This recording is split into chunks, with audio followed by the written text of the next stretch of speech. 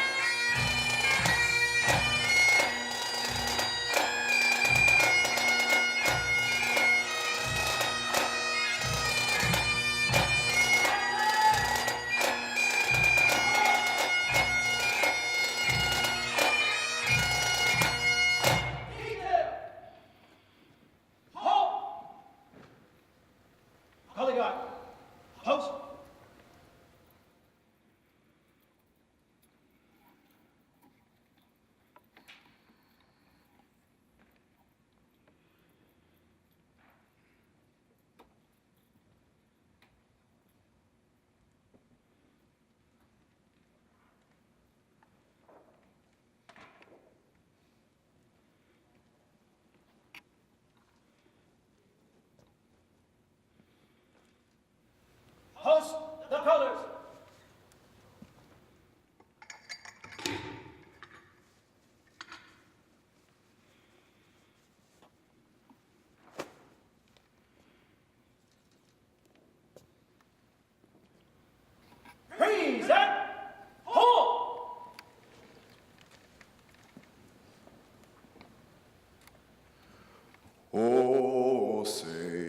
Can you see by the dawn's early light what so proudly we hailed at the twilight's last gleaming, whose broad stripes and bright stars through the perilous fight o'er the ramparts we watched were so gallantly streaming, and the rocket's red glare, the bombs bursting in air, gave proof through the night that our flag was still there.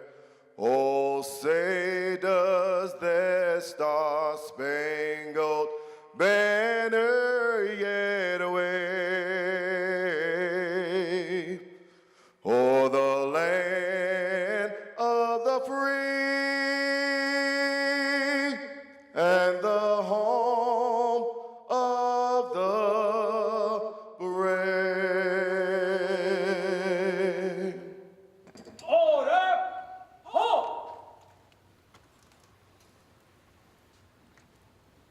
Honor guard! Post!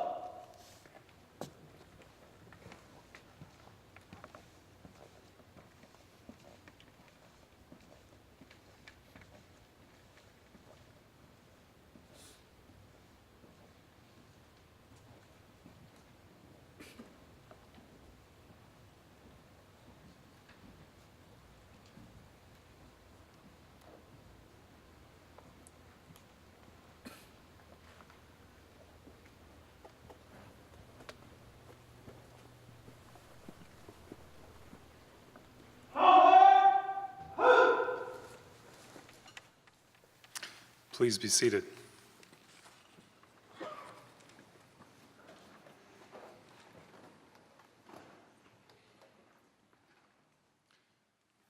Thanks to Pastor Fesmeyer for the invocation, our honor guard, and Ron Williams for volunteering their time every year to participate in this event. At this point, I'd like to welcome our city council members who are in attendance here with us today.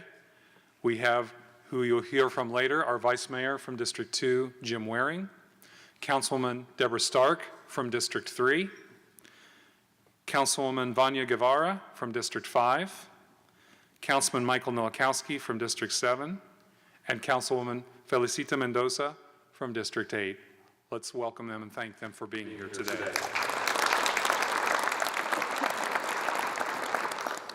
We also have leaders of our city department and executive leadership, representatives of the city employee unions, who you'll hear from in a little bit as well, city employees, members of the public, and especially family members. Thank you.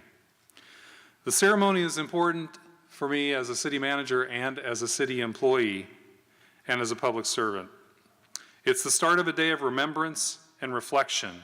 It's a moment in our busy, hectic work days that we stop and appreciate the men and women who work with us every day. As public servants, we help others and give back to the community. However, while we work to improve the lives and improve this great city, the true reward we get is the enrichment it brings to everyone. I'm a part of many ceremonies and events throughout the year, but I consider this one to be the most important. All of us who are public servants must never forget the dedicated individuals who gave each day of their public service career and made the ultimate sacrifice while carrying out their duties as city employees. As we held our ceremony last year, we had just learned our Public Works family lost a longtime member of their team. One solid waste equipment operator, Richard Sarsosa, passed away. Richard touched many of us in his 40 years of public service to the city. And for those of you here today in his honor, we thank you for joining us in the memorial and celebration of his service. We know that some of you have continually attended this ceremony in remembrance of your loved one. And for others, this is your first time attending this event. I would like to ask for those family and friends who are here celebrating the life of a loved one who was lost in service to please stand for a moment so we who worked alongside them can thank you for the service and sacrifice you have made. We sincerely appreciate your being here.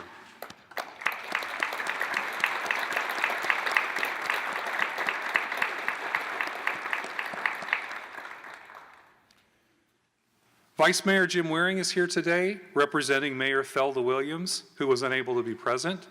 Mayor Williams and Councilmember Laura Pastor are traveling on city business and send their regards. So the Vice Mayor will now say a few words about our courageous city employees whom we honor today. Please join me in giving the Vice Mayor a warm welcome.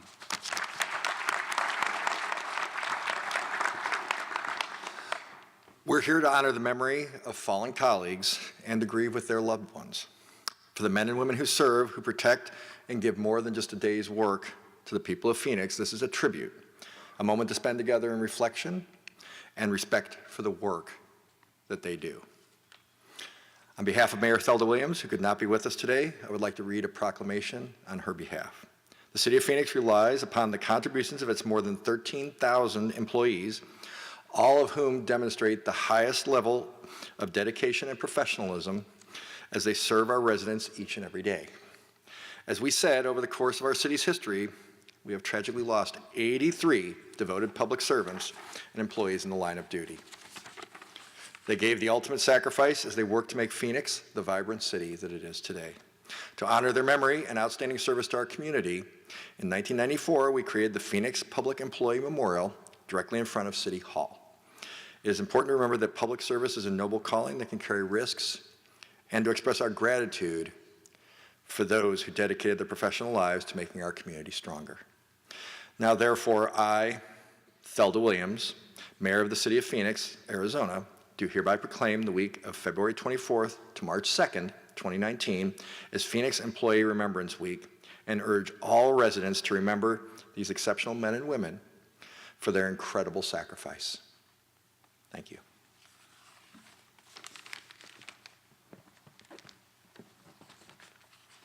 Thank you, Vice Mayor Waring. Next, I'll invite our Public Works Director, Ginger Spencer, to offer a remembrance of employee Richard Sarsosa.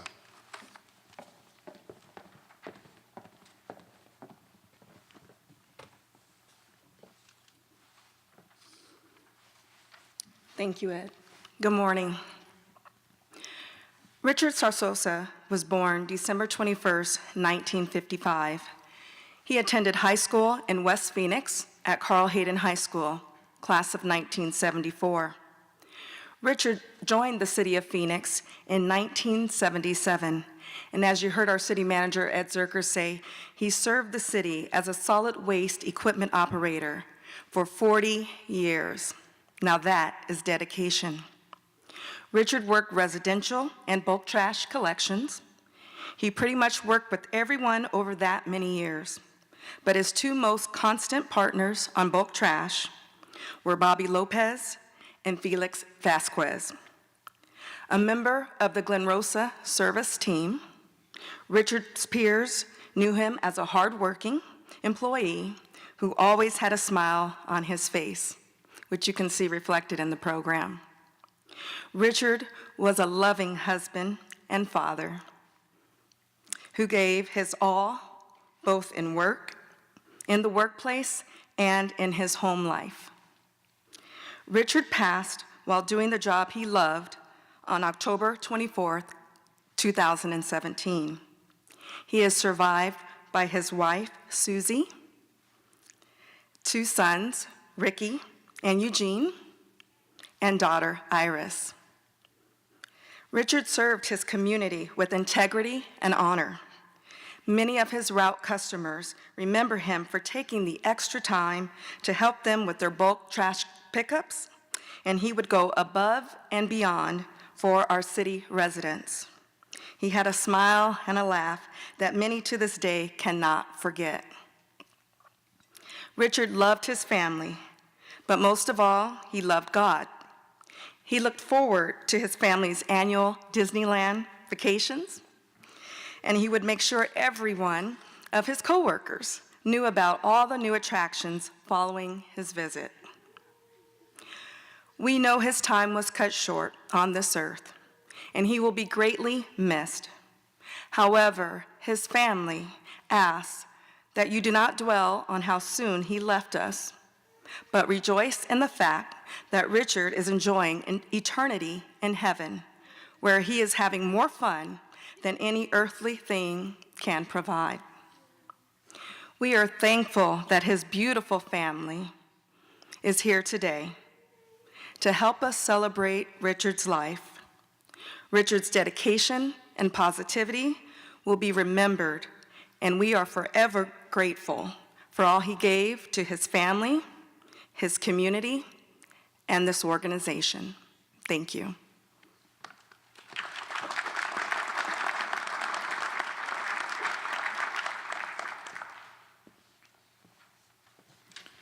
Thank you, Ginger. At this time, representatives of the city's employee unions and associations will read the names of individuals whose names are permanently displayed at the City of Phoenix Employee Memorial. Our first representative is Jason Stokes with the Administrative, Supervisory, Professional, and Technical Employees Association, Aspetia. Jason.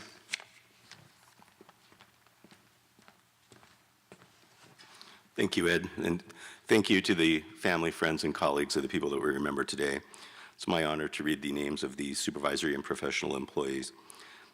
Curtis L. Petty, Louis J. Hanscom, Ann L. Mortar, James P. Hayes, Ann Hansen, Marvalou Rose.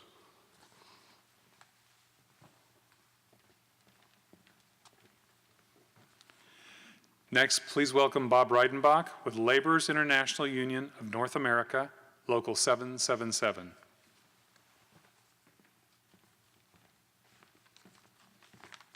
Thank you, Ed. Good morning.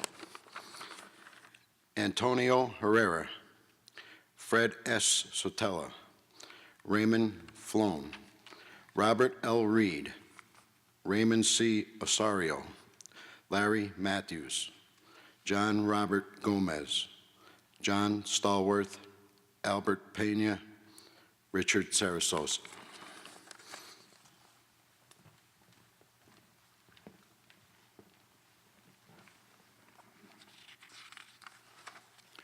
Mario Ayala with the American Federation of State, County, and Municipal Employees, Local 2384, will read his members' names.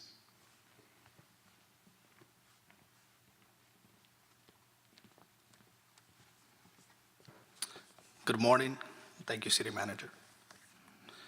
William C. Fulcher, Samuel Al Wilson, Joe A. Diaz, Jr., Hugh T. McMurray, Jr., Edward Goldberg, Robert DeMar.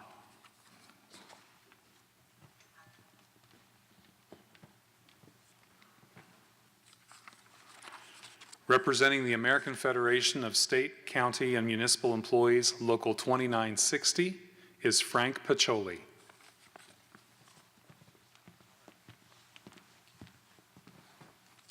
Good morning. John F. McGinnis, Roxanne McGee Dorseyou, Lisa Vasquez, Robert Scully, Paula Carroll, Clyde Barker, and Megan Lang.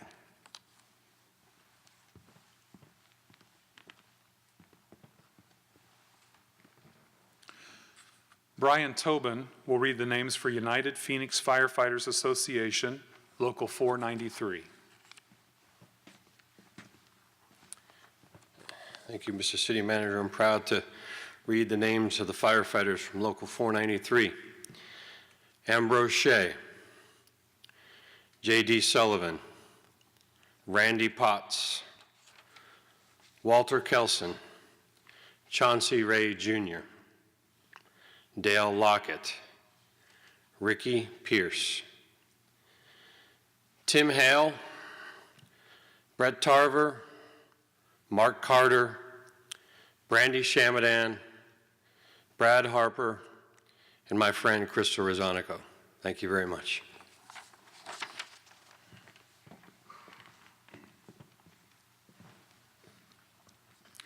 Representing the Phoenix Police Sergeants and Lieutenants Association is Ben Leuschner.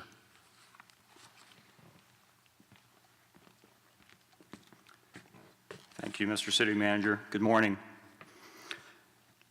Sergeant John W. Dumbliski. Sergeant Danny L. Tunney. Sergeant David Marty Kiefer.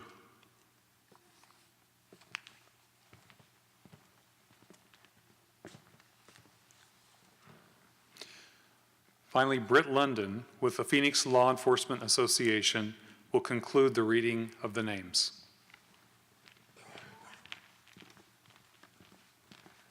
Thanks, sir. Good morning, and I'm honored to read the names of our fallen heroes.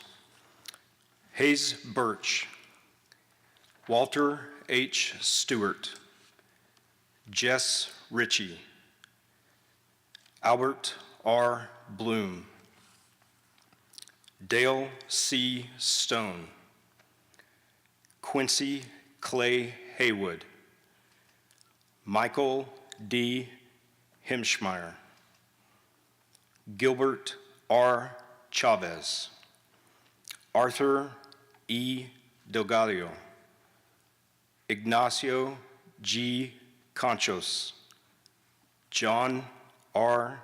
Davis, Kenneth E. Campbell, Kevin W. Forsyth, Errol C. Hawkins, Robert L. Palmentier, John A. Robertson, Robert T. Fike, Kenneth L. Collings, Patrick O. Briggs, Leonard L. Kalaji, Timothy D. Landers, Scott F. Smith, Mark Atkinson, Gillette Buff, Beryl Wayne Scott, Don R. Schultz,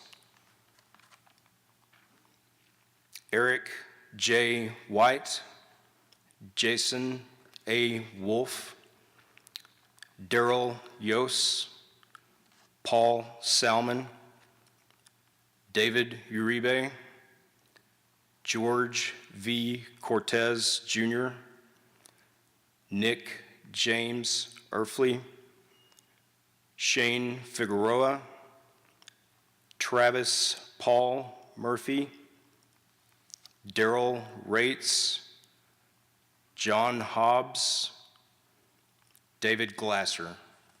Rest in peace.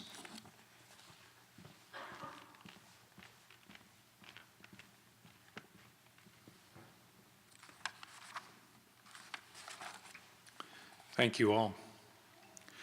The names that were just read are etched permanently on bricks at the Phoenix Employee Memorial. Printing the special names on bricks is a symbol for us at the city as Phoenix employees to remember our fallen coworkers and to honor them. Phoenix takes pride in being one of the few municipalities in the nation to honor its employees with a permanent memorial and an annual ceremony like this one. At this time, Vice Mayor Waring will join us to lead a moment of silent reflection and respect for our fallen colleagues and their loved ones.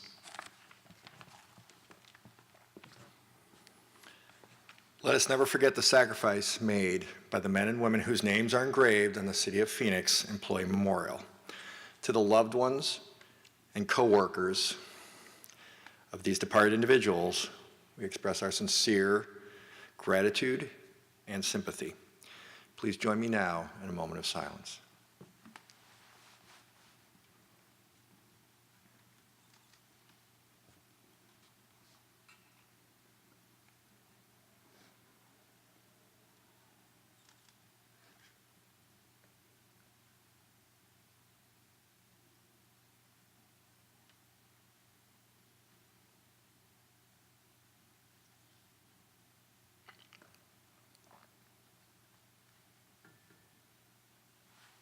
Thank you.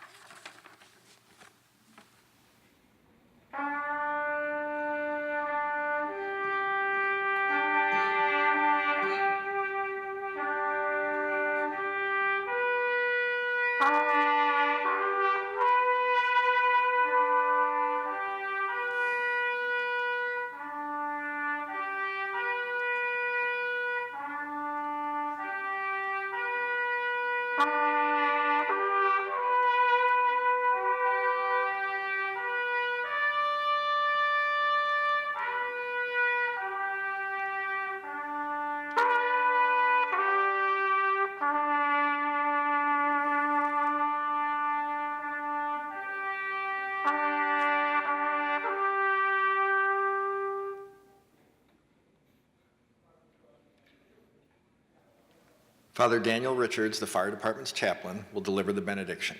The fire department honor guard, pipes and drums will then perform Amazing Grace. Father Richards.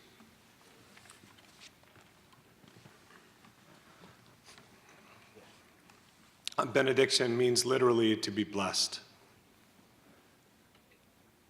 So blessed be the silent ones who stand in faithful watch while we sleep. Blessed be the caretakers whose work is seen but unnamed.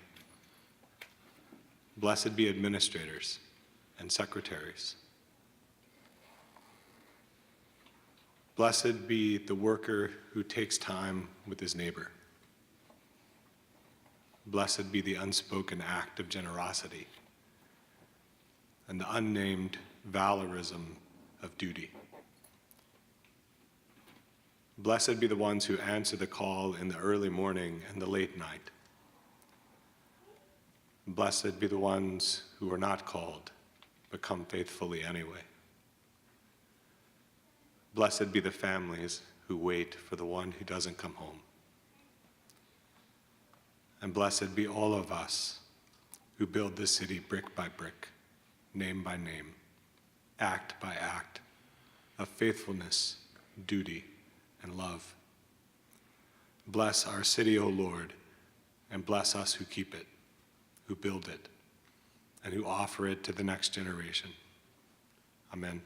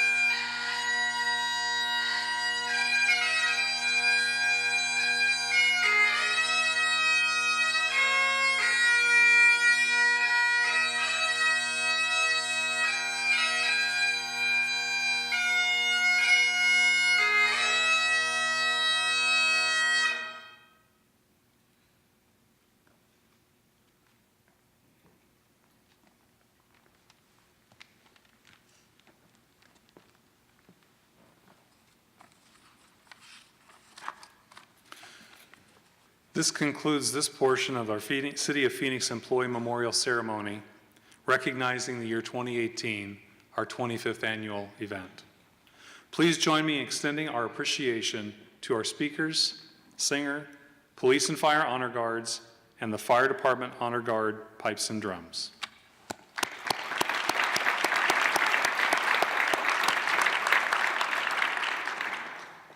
Part of our tradition with the ceremony is to pay tribute to the employees we recognize today by having the audience exit the theater and form a line of honor to the employee memorial out on the plaza. After the audience is exited and formed the line of honor, the honor guard and the color guard will accompany the families through the line of honor to the memorial for a few moments of quiet reflection. I'd like to encourage each of you, not just on this one day, but on all days, and any time we pass by the memorial, to pause and take a moment to see the strength and integrity reflected in the glass and brick, and remember the service and legacy left by each of the fallen members of our Phoenix family. So now if the audience will exit, then the families will be escorted, and we will then walk through the line to the memorial. Thank you so much for being here. Have a good day.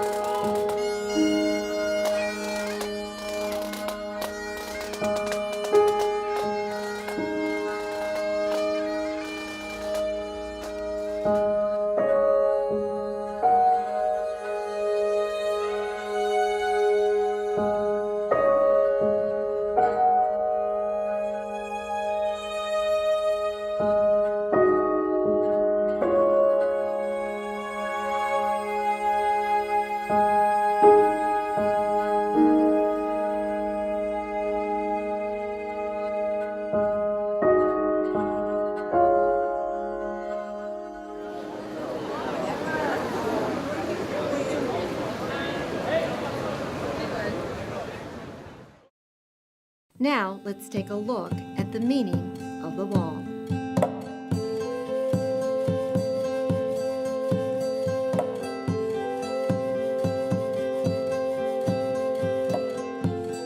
Names on a wall, a reminder of those who fell in the line of duty.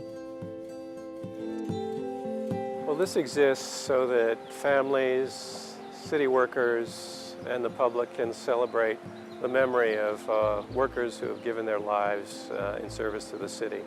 Firefighters, police, and many other folks who have died over the years dating back to 1925. At the time of dedication, only 40 names were etched onto the 290 glass bricks. The bricks were placed at random and will continue to be placed at random because the random selection, instead of preferring one year or one person over another, row upon row, means that all of these workers have given the ultimate sacrifice equally.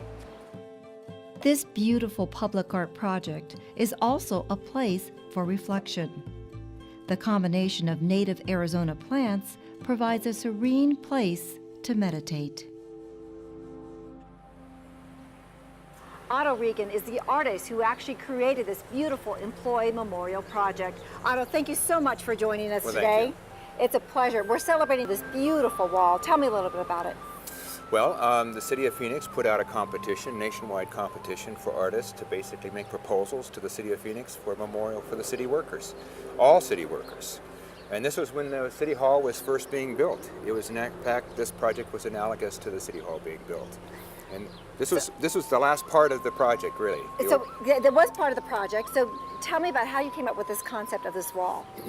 Well, they narrowed the field of artists down to 5 artists. They actually, each of us to come up with a proposal. I think I was the only one from Phoenix. In fact, my studio was about 3 blocks from here. And the idea came rather quickly and clearly to me. One thing that I wanted to do and to propose was something that was not what you would find anywhere else. So I wanted a regional specific memorial that you would only find in Phoenix. You'd only find in the Southwest. So I'd stayed away from black granite walls. I stayed away from sort of the international idea of what a memorial would be, and instead sort of modeled this after essentially the ancient Anasazi stonework and forms. Secondly, so it's sort of a kiva-like shape. And secondly, because we had such a large building and others competing for kind of competition, and this memorial's in the front yard, I thought I can't really elevate myself to them, so I would sink the plaza into the ground to make it more intimate and tip it back to the arc of the sun. And that was the basis for the design. That was the initial idea. Well, let's walk over to the wall, because Sure. I want to talk a little bit about it too, because it is interesting what you said, kind of a kiva-like shape. I didn't know about having the position this way because of the sun, and that's part of the whole Anasazi? Obviously there's large pieces of cast glass into this wall, which is part of the vocabulary I work with normally anyhow. But to me, the real reason for the glass was it is, instead of something dark, it's something light. Mm-hmm. So the names that would be inscribed on the glass would be basically lit by light. To light the glass, because it's all mirrored, I wanted to lean it back to the arc of the sun, so at different times of day, the light would illuminate different specific parts of the wall. So you would walk into this place, into an enclosure, and basically see a reflection of the arc of the sun. Beautiful. With the names, Beautiful. of course. Now, it also steeps down ever so slightly. That's correct. And why so? Well, one practical reason would it be a way to get from grade or normal sidewalk level, into the space and then down and into it. I felt like the closer you got to the wall, the more you should feel enveloped by it, rather than exposed. So where one is standing, where we're standing now, in a way, you're kind of in a different sense of space than you are in the public spaces around us. It's subtle, but that was part of the reason. Subtle, but it's definitely there. Mm-hmm. So just one last question I want to ask you Sure. about the masonry. I mean, you said this is stone, like southwest. Yes. That's why the light color. Talk about the masonry of building that. Well, it's all dry stack sandstone. The sandstone, of course, is regional.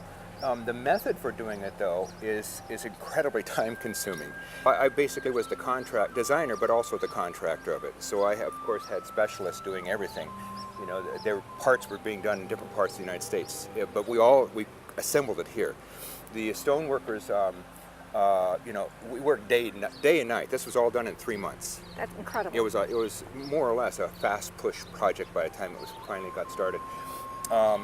But the stonework itself, how I approached that was macro-sized pieces of stone towards the exterior, but the closer you got in here, if you notice, it changes size. So the pieces of stone get smaller and smaller the more closer you get to the wall.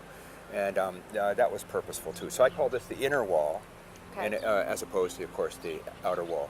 And I want to point out over here too, the steps over here, if you will, or the seating area too. Kind of a person can sit down and reflect, maybe just Yes. read. Yes. Well, I assume that there'd be small events here, but for the most part, there would be 1 or 2 or 3 people at a time, and this would be a place to reflect. Reflect, meditate. Another subtle aspect to it, though, is that when you're sitting on those chairs or standing in the middle, any thought or any voicings or anything echo right back to you. So if we were to be talking in the middle of this circle, we would be hearing our voices amplified. So that, again, these are all sort of, you don't see it in most public spaces, but when you move through it, there's all these sensations that I was trying to sort of design into the project. This gave me, just talking to you today has given me a whole other appreciation about this unbelievable wall that sits here that we walk past every single day. Thank you so much for spending a couple minutes with us. The wall is located adjacent to City Hall at 200 West Washington, right in the heart of downtown Phoenix. The City of Phoenix honors and salutes those who have lost their lives in service to this great city.